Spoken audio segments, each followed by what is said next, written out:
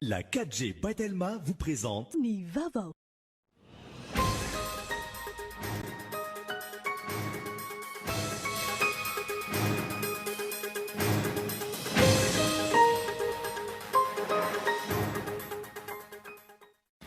Mitoy ao anatin'ny 12 andro indray ny fahamiana ara-pahasalamana eto amin'ny tany repoblikan'i Madagasikara nanomboka omaly 13 jona 2024.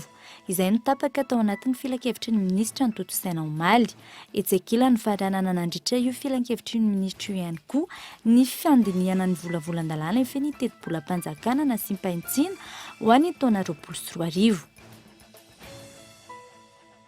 Voafonja 1,770 natoka-monina ao amin'ny fonjan'ny Tomasina no fantatra amin'izao fa mitondra ny tsimikaretina Covid-19 raha ny fanazavan'ny tale jeneraly misahana ny fandrindrana ny fonjan'ny Juin.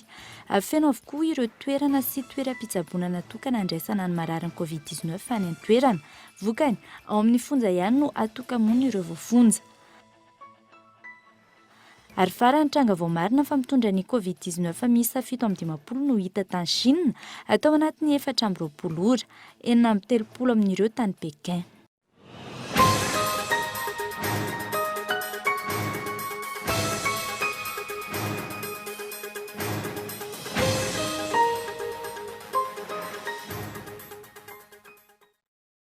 Miaraba tompoko lafinatra tompoko vavy tonga soa atao anatin'ny fampahalalam-baovao amin'ity takareva ity ary manasanao ihany koa andoha izany hatramin'ny farany ohatrany alady ohatr'izao amin'ny tababolana dia tavatava amintsika eto ny filohan'ny repoblika ny Madagasikara fa manam-pahatonga izany dia iroso ao anatin'ny fampahalalam-baovao isika ka manasanao anaraka izany hatramin'ny farany mitoy anatin'ny 12 andro indray ny fahamiana ara-pahasalamana eto amin'ny tanin'ny repoblika ny Madagasikara anomboka ny omaly fa 13 ny volana Jona 2024 izay no tapaka tao anatin'ny filan-kevitry ny minisitra izay tontosaina omaly hatrany. Andeha arahantsika ny fanadihadiana makasika izay. Taorian'ny filan-kevitra nataon'ny Praiministra lehiben'ny gouvernemanta araky ny fahefana nomen'ny filoham-pirenena azy tamin'ireo filohan'ny androm-panjakana miisa 3 eto amin'ny firenena. Tapaka tao anatin'ny filan-kevitry ny minisitra notontosaina omaly fa 13 ny volana Jiona fa mitoy ao anatin'ny 15 andro manaraka indray ny hamehana ara-pahasalamana eto amin'ny tanin'ny repoblikan'i Madagasikara. Izany hoe nanomboka omaly ary farana amin'ny 17 ny volana Jona izao. Izany no natao dia noho ny antony ara-pahasalamana noho ny fisian'ny toe-javatra goavana nampisahotaka ny fiainam-bahoaka. Tahaka ireo fepetra anapetraka amin'ny hamehana ara-pahasalamana, miankina betsaka amin'ny fepetra apetraky ny filohan'ny repoblika mandritra ny lahateniny no ametra izany hamehana ara-pahasalamana izany ary ny fepetra mifanaraka aminy. Fa mahakasika izay hatrany dia nofaranana nandritra ny filan-kevitry ny minisitra omaly ny fanadihadiana ny volavolan-dalàna mifehy teti-bolam-panjakana ho an'ny taona 2024 teti-bolam-panjakana na simpantsina ny LFR 2020 izany ka natao lahara-pahamehana amin'izany ny fitonjovana ny ara-tsosialy sy ny ara-toekarena ho an'ny eto Madagasikara manokana. Andeha ho arahantsika ny fanadihadiana iarahana amin'ny Nela Ranevson. Rehefa nodinihana nandritra ny 10 andro ka namerana sy namehezana ny politika mpampiasam-bolam-panjakana mba hifandraika sy hifanaraka amin'ny toedrara misy eto amin'ny firenena ankehitriny. Nofaranana nandritra ny filan-kevitry ny minisitra omaly ny fandinihana ny volavolan-dalàna mifehy ny teti-bolam-panjakana na simpantsina ho an'ny taona 2024 ka natao lahara-pahamehana ny fitsonjovana ny sosialim-bahoaka sy ny fanarenana ny ara-toekarena. Voafaritra ao anatin'ity volavolan-dalàna mifehy ny teti-bola 2024 na simpantsina ity fa ohatra faingo 7 isanjato ny tahan'ny fitombon'ny ari-karena izany hoe ny hena 4,7 isanjato raha mihoatra amin'ny vina tamin'ny voalohan'ny taona. Maro ireo fepetra norasina tao anatin'ny hamehana ara-pahasalamana izay nanova ny andindininy sy ny vina tao anatin'ny teti-bola 2024 ary teo ihany koa ny fitotonganan'ny tahan'ny tomban'ny hetra niditra hatramin'ny 420 isanjato. nahatratra 7,7 miliara ariary na 3,420 nihetra niditra nandritra ny enim-bolana voalohany. Izany hoe niena 2,720 miliara ariary raha mita amin'ny vina tany am-piandohana. Raha 2,720 miliara ariary nihetra nampidirin'ny ladoany, izany hoe niena 5,820 miliara ariary raha mita amin'ny vina napetraka. Maro kosa nefa ny fepetra ny fehezana ny fitotonganan'ny ari-karena tamin'ny alalan'ny fitsonjovana ireo mpandraharaha ara-toe-karena tamin'ny fanemorana ny fandoava-ketra. Fametrahana ny tany ny findramam-bola ambany ary koa ny fitazomana ny vola vahiny isy foana teo anivon'ny tsena iarahan'ny banky amin'ny vola vahiny ary indrindra koa ny fampiakaran'ny banky foiben'ny tahan'ny vola miasa eo amin'ny tsena anatiny hatramin'ny 2,27 raha 7,0 no voafaritra tany aloha. Natao lahara-pahamehana ny fijerevana ny ara-tsosialy sy ny fandriampahalemana ary ny fametrahana ireo fotodrafitrasa manerana ny faritra rehetra. Mba hampiodina indray ny toe-karem-pirenena ka ny faritra rehetra no hiara-iainga amin'ny asa fanarenana ny ara-toe-karena. Ho an'ny maresaka avy any Toamasina kosa mitaraina ireo marary manaraka ny fitsaboana ao amin'ny toeram-pitsaboana ny foyer social ny Canada ao Toamasina hatrany tara ny fivoahan'ny valin'ny fitiliana raha ny fitarain'izy ireo. Tapakalava ihany koa ny rano ary tsy ampy ny sakafo ho an'ireo marary ireo. Izay no voatoatiny ny fitarainana avy any antoerana amin'izao fotoana izao. Mianta Ranenay sy Erinio no mitondra ny fanadihadiana.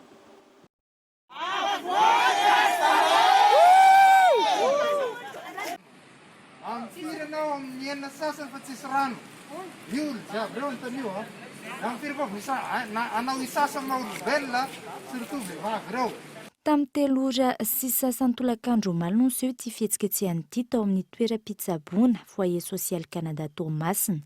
Olona maromaro mitangorona manoloana ny varavarana fidirana ao amin'ny foyer social Canada no tazana lavitra. Efa andro maromaro ireo marary ato amin'ity foyer ity no efa nitaraina tamin'ny fianakaviany avy mikasika ny rano fidiovana izay nambaran'izy ireo fa tapaka matetika fa ankoatra izay ny fiandrasana ny valin'ny fitiliana izay tsy mbola voarain'ireo marary mba hamantarana hoe sitrana na tsia. Satria ilan'ohatra le testa efa misy 20 andro mahery zay zay tapaka dia manao fitarainana aminareo fanjakana zay satria ka mangataka zahay avoa le testa mba ho hitanay hoe tia marina le izy na negativa na positiva dia faranay hoe inona isamboraisina anatin'ny tegnananay. Tokony omenanay zany mivalina izy na pozitiva zay na negativa fa lany fotoana eto zay dia ny marary memiditra ihany dia zay nefa tsy fantanaina efa tena sanamana mbola marary dia sao dia findran'ny aretina indray.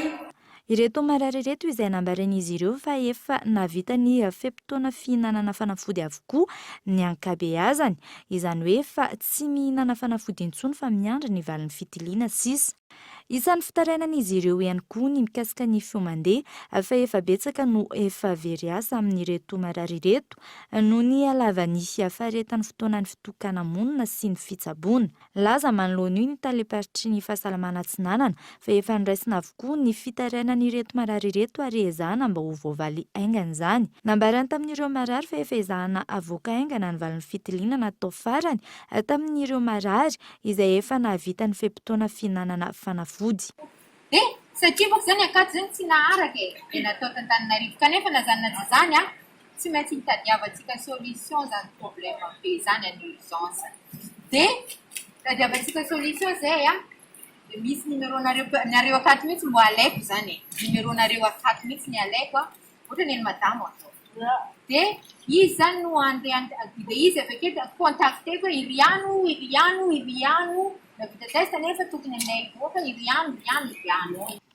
Tao taorin'io fisavorovorona io dia nilamina ireto marary ireto rehefa avy mifampiresaka tamin'ny talepatry ny fahasalamana tsinanana izy raha teo no nanome toky fa hijery vahaolana ho an'ireo marary ireo ao anatin'ny fotoana fohy. Raha ny fantatra dia misy 6-10 ny marary manaraka fitsaboana ao amin'ny foyer social Canada fa nisany izay nataon'ireo marary tao ihany io isa voaray io hatramin'ny omaly alina. Nambara izy ireo fa tato anatin'ny 10 andro dia olona 4 no efa sitrana soamantsara ka efa nalefa nody namonjy ny trano fonenany. Ireto amin'ireo no nivoaka androany maraina. Nandritra io fotoana io nanao ny asany mitandro ny filaminana ny ambina ny manodidina. Saivina efa nisy ny fanazavana mikasika ny sakafon'ireo marary manaraka fitsaboana nataony ministry ny atitany sy ny fitsinjaram-pahefana ndraiky 12 ny volana Jona teo nandritra ny tatitra nataony tamin'ny loholon'ny Madagasikara. Manana ny antitsika fa tsy misy akapatsy sisy. Efa misy stock de prépositionnement any amin'ny toerana efa lazaintsika hoe isintsy arisika amin'izy ireny. Ary antsika angamba raha manaraka aina anjeritsika fa tsy akijanona mihitsy ny fandehanana ny fandefasana fitaovana. Araka izany manoloana ny toetra raha tahaka izao, misetra ny fifanantonana amin'ireo tompon'andraikitra sy ireo olona tsaboana amin'ny fitadiavana vahaolana sy ny fandraisana an-tanàna. Any Tomasina hatrany voafonja 170 amin'ireo voafonja 770 ao atoerana no natoka-monina amin'ny fonjan'ny Tomasina no fantatra amin'izao fotoana fa mitondra ny timokaretina Covid-19 raha ny fanazavany ny tale jeneraly misahana ny fandrindrana ny fonja tamin'ity androany ity. Feno avokoa ny toerana ahafahana mametraka ireo toeram-pitsaboana natokana ho an'izay voan'ny coronavirus izay any toerana ka natokana ao amin'ny fonja hatrany no nasiana ireto gadra izay mitondra ny timokaretina Covid-19 ireto. Miantara ny naivo. Ratoka voafonja iray no fantatra fa mitondra ny Covid-19 ao amin'ny fonjana Antanimora. Raha ny fanazavana nomen'ny tale jeneraly misahana ny fandrindrana ny fonja androany ho an'ny fonjan'ny Toamasina voafonja 170 amin'izao no voamarina fa mitondra ny timokaretina Covid-19. Dia 179 nisan'ny olona natao mizany karantenina trany dia voalohany anakenina voa satria le résultat koa zany ohatrany tonga tsikelikely le résultat fa tsy tena tonga dia miaraka tonga. Enina aloha tamin'ny voalohany dia tamin'ny faharoa 13 dia tamin'ny farany teo 22 ka niraisinay ane moa zany hoe manokana atoka-monina fotsiny. Reo anie le gadra voaniditra gadra voaniditra rehefa tsy hoe gadra efa tranainy tao fa le gadra voaniditra nanomboka tamin'ny misin'ity le areto mandozy ity. Enina tamin'ireo voafonja mitondra ny Covid-19 amin'ny fonjan'ny Toamasina no tsaboana eny amin'ny centre de traitement ny ambiny kosa raha ny fanazavana no ny fahafenoan'ny toeram-pandraisana ny marary dia voatery tazomina ao amin'ny fonja ihany. 20 ny ampy an'le 20 zany satria efa feno hipoka ny hôpitalin'ny Tomasina le centre de traitement le Covid-19 na ny any amin'ny Cité Canada na ny amin'ny hôpital Morafeno na ny amin'ny hôpital B na le eny Analamaro efa feno be toerana hoe hitsaboana an'le Covid-19 zany efa feno be ny hôpital ihany tsy nety nandray intsony ny hôpital momba an'ireo olona reo dia natoka-monina ao aminay aza ao amin'ny fonja iazy zany le olona reo dia ao ihany izy mitsaboana fa ny dokotera avy any amin'ny responsable ny hôpital zany no mijery an'ireo isanandro manara-maso an'ireo isanandro. Izy aloha raha ny tena marina io moa tsy fantatra fa aretina moa io. Hitanao ihany koa moa le faharatsy ny fonja. Le toerana koa moa efa tsy ampy raha teo ny voafonja hiboka dia hiboka amin'ny fonja amin'izao fotoana izao hiboka feno zany rehetrarehetra zany izay zany nanaovana an'izay mesure zay lohatra. Izy zany raha ny tena marina rehefa marary le olona dia tokony any amin'ny hôpital no tokony andefasana azy. Fa sangin'olona hoe feno hiboka any dia tsy afaka mandray ny any amin'ny hôpital dia voatery zany zay tsy maintsy miazona azy amin'ilay mise en quarantaine na ao aminay ihany zany dia ao ihany zany no tsabony. Hatreto isan'ireo firenena ahitana fonja hipoka indrindra i Madagasikara raha ny tatitra navoaka ny Amnesty International ny volana Jona 2022 teo. Lafim-baovao hafa kosa ny ampidimy ireo sitrana rehefa narary ny coronavirus teto Madagasikara araky ny tatitra voaray teo anivon'ny CCO eny Vato tamin'ny atoandro iteo ka ny roa tamin'izy ireo no sitrana noho ny fisotroana ny tambavy CVO izany. Ny ampiroapolo kosa ny ireo voamarina fa nitondra ny tsimokaritina coronavirus teto Madagasikara tamin'ity androany ity raha ny tatitra tamin'ny fomba ofisialy. Mitotaly 7,7 hatreto ireo fantatra fa mbola manaraka ny fitsaboana vokatra izay coronavirus izay eto Madagasikara. Miantaranay vo atrany. Roapolo ny isan'ny tranga vaovao vao marina fa mitondra ny tsimokaritina coronavirus araky ny valin'ny fitiliana omaly. Ny totalin'ny fitiliana nataon'ny Institut Pasteur zany dia 5,900 nahitana an'ireo tranga vaovao 20 ireo. Ny anaky 7 dia avy any Moramanga, ny anakenina avy eto Antananarivo, ny anaky iray Fianaratsoa ary ny iray Toliara. Ny laboratoire mobile kosa izay nanao fitiliana 10 tamin'ireo 5,900 dia nahita tranga anaky 5 vaovao avy any Tomasina avokoa. Ny ampy 10 ihany koa no sitrana. Izy 5 anaka sitran'ireo zany dia ny anankiroa no nitsaboana tamin'ny tambavy Covid organique. Dia ny anankitelo zany araka ny fanamariana azo dia olona izay nisy contre-indication zany hoe tsy afaka nisotro an'ilay tambavy izy dia ny anankiroa tamin'ireo sitran'ireo no nisotro ny CVO. Zay zany raha ny atao hoe tsipirian'ny amin'ireo sitrana. Hatreto araka izany araka ny tatitra tamin'ny iray ora tolakandro teo, mitotaly 7,705 ny fitiliana vita hatramin'ny 7 martsa ka hatramin'ny 12 volana Jona 2024. 7,7 no vao marina fa mitondra ny tsimokaritina coronavirus. 7,7 amin'ireo mbola manaraka fitsaboana. 7,7 no efa sitrana somatsara, 7 marary mafy ary 10 no efa nindao sy ny fahafatesana. Izay mahakasika an'iny fa mialohan'ny anohizantsika ny fampahalaram-baovao dia andeha itsika irosa amin'ireto dokavarotra ireto ary indray dia iresaka ny vaovao mahakasika ny sosialy eo ihany koa ny vaovao ara-kolontsaina ary indrindra ny maresaka iraisan'ny pirenena. Andao ary.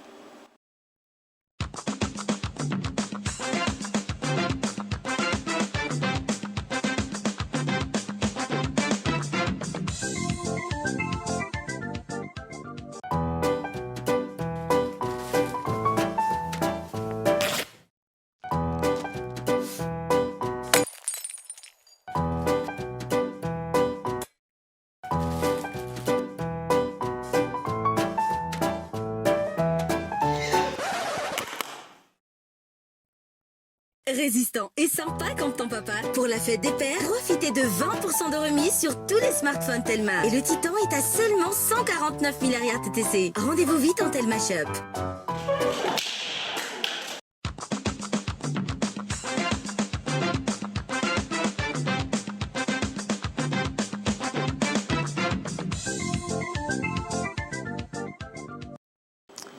Tamin'ity anio ity kosa dia tsy nisy ny fanamariana manokana ny andro maneran-tany ho an'ny mpanome andro ra amin'ity androan'ity vokatry ny famehana ara-pahasalamana ny ena hatramin'ny 700 ny mpanome ra ho an'ny ivitoerana nasionaly misahana izay fitahirizan-dra izay eto Madagasikara nasahana ny filana ihany koa ankilan'ny paosin-dra voangona noho ny fiana ny filana ra vokatra izay amehana ara-pahasalamana izay tena anivon'ireo hopitaly ireo. Nameno ny epanga tamin'izany filana ihany koa ireo mpanome ra izay nilatsaka antsitrapo tamin'ny izay fotoana izay andeha horaintsika ny fanadihadiana iarahana amin'ny Ivrisara.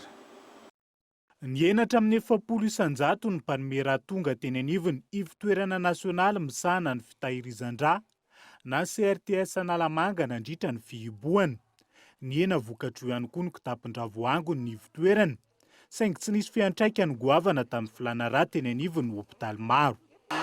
Angamba amin'ny volana andresaka amin'ny ankapobeny amin'ny 3 arivo 3 arivo manodidina 2 arivo sy 3 arivo eo isam-bolana ny filana ra zany dia sy ny kitapon-draza efa io dia somary niena izy zany tamin'ny fiboany iny izay lazaiko hoe amin'ny 700 teo fianany fa nahasahana ny filana satria somary niena kely ihany kotsina ny fidirana taty amin'ny hopitaly. Isan'ny nameny mbanga tamin'ny filana rà amin'izao fotoana ny mpamerahany sitrapo sy ny fikambanana samihafa. Isan'ny tonga tsy tapaka ary nanao izany ho fanamariana ny andro maneran-tany ho an'ny mpanomerahandro any ny fikambanan'ny mpianatra ho mpitsabo eny anivon'ny Oniversiten'ny Antananarivo izay manana mpikambana 300. Matateraka zany zay amin'ny fanomezana raha ary ny mahakasika ny aktivité zay sy hoe isaky ny impiry zay no manome raha raha ny tokony izy dia ny raha lehilahy izy dia isaky ny 3 volana, raha vehivavy kosa dia isaky ny 4 volana. Ary rehefa misy nefa ny filana ety amin'ny hôpitaly dia manentana koa izahay an'ireny association na fikambanana na ireny no entanay dia tonga ety zareo. Mbola maro ihany koa ankilany manolo raha ho an'ny fianakaviany manaraka fitsaboana eny anivon'ny hôpitaly. Ny ena sarobidy dia manana fianakaviana marary dia naminay raha tamin'ny rodikom-bolana zao efa tonga teto dia ilaina indray ilay raha dia tonga indray ohatra ny hinana sidra izy zany dia efa miditra tato dia nisy zany ilay coronavirus dia navoaka izy dia nitsaboana tany an-trano dia niverina indray izy zao miditra ao urgence izy.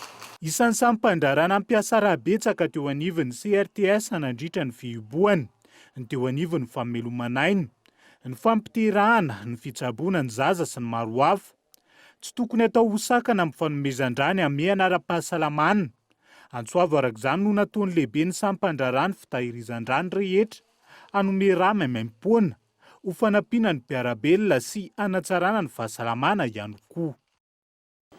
Hitantsika arak'izany fa niena tokoa amin'izao andro ny fihiboana ara-pahasalamana izao ny mpanome raha, niena izay mpanome raha izay amin'izao fotoana izao izay fanomezana raha izay ilaina tokoa satria mahavonjy ny fanomezana raha izay fanomezana aina ho an'ny olona hafa ihany koa fa ny lafim-baovao hafa manomboka hita ary vokarina eto amintsika amin'izao fotoana izao ny biriky tsy manimba ny tontolo iainana na ireny antsoina hoe ekolojika ireny. Orinasa madinika iray izay mampiasa olona mihoatra ny 10 hatreto no mamokatra izany amin'izao fotoana izao. Tanimena sy simenitra no akora fototra ahafahana mampiasa izany ary ahitana karazana biriky 3 no vokarina ao anatiny izay biriky vokarina vaovao izay. Ivorisara trano no mitondra ny fanadintina mahakasika izay.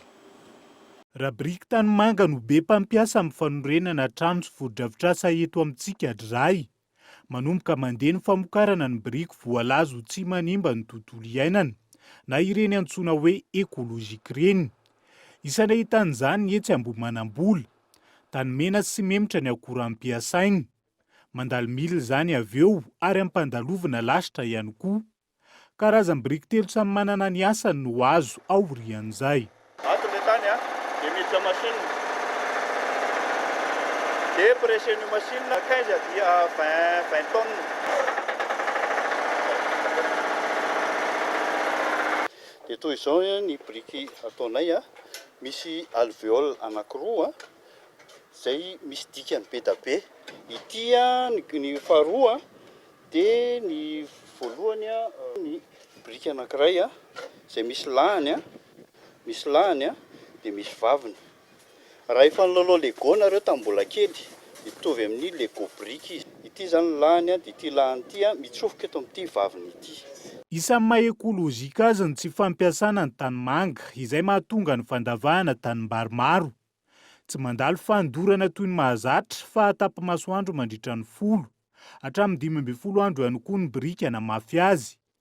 Na manodidina ny 900 hatramin'ny 1000 ariary aza ny vidiny. Azo lazaina no mitsitsy raha oharina amin'ny biriky hafa ny fampiasana azy. Azon'ny atao ihany koa ny fandrafetana ny biriky noho ny antony maro. Ny voalohany ihany manahirana mametraka an'ity mortier de pose ity. Rehefa niveau tsara fotsiny ity biriky ity dia manomboka amin'izay ny rafitra. Hitanareo amin'izao fa apetrapetraka fotsiny izy. Araka ilay niteneko tany ambolohany dia misy asany lehibe reto lavaka ireto. Ny asany voalohany dia isothermique, ny asany faharoa dia isophonique, ny farany azo asiana béton ato anatiny, zany hoe tsy mampiasa coffrage firy zany ianao ho an'ny coin na trano. Tao anatin'ny telotaona mahery no nanaovana ny fikarohana amokarana ny biriky. Isany efa maro mpampiasa ny biriky na ny mitovitovy azy sy ny any amin'ireo firenen-dehibe, indrindra ny any amin'ireo firenena be horohorontany. 504 biriky isaky ny herinandro no vokarin'ny orinasa hatreto. Mbola vitsy ankilany ny mpanjifa noho ny tsy fahafantarany rehetra azy. Ho an'ny maresaka avy any ivelany maranantsika ny fampahalalam-baovao tranga vao marina fa mitondra ny Covid-19 izay misa 7-20 no hita tany Chine tao anatin'ny 420 ora ny 630 amin'ireo no tao Pekin. Etsakilany iverina isokatra kosa ny sistany ho an'ireo firenena maro any Eropa amin'izao fotoana izao. Andeha horantsika ny fanadihadiana eo amin'ny sariny France 24.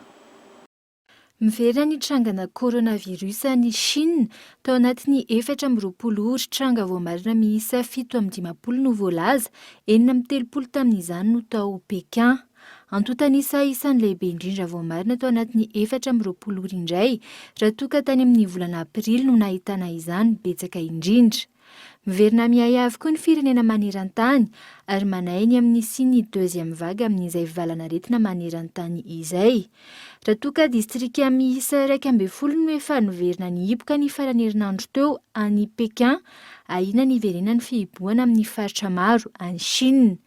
Etsy ankilany raha toka ahina ny fiverenan'ny fihibohana any Chine, manam-pikasana anokatra tsikelikely ny sistany sy ny fifenareserana amin'ny firenena mpikambana ao amin'ny vondrona Europeana kosa ireo firenena Europeana, isan'izany Allemagne, Belgique, France, Grèce ary Autriche.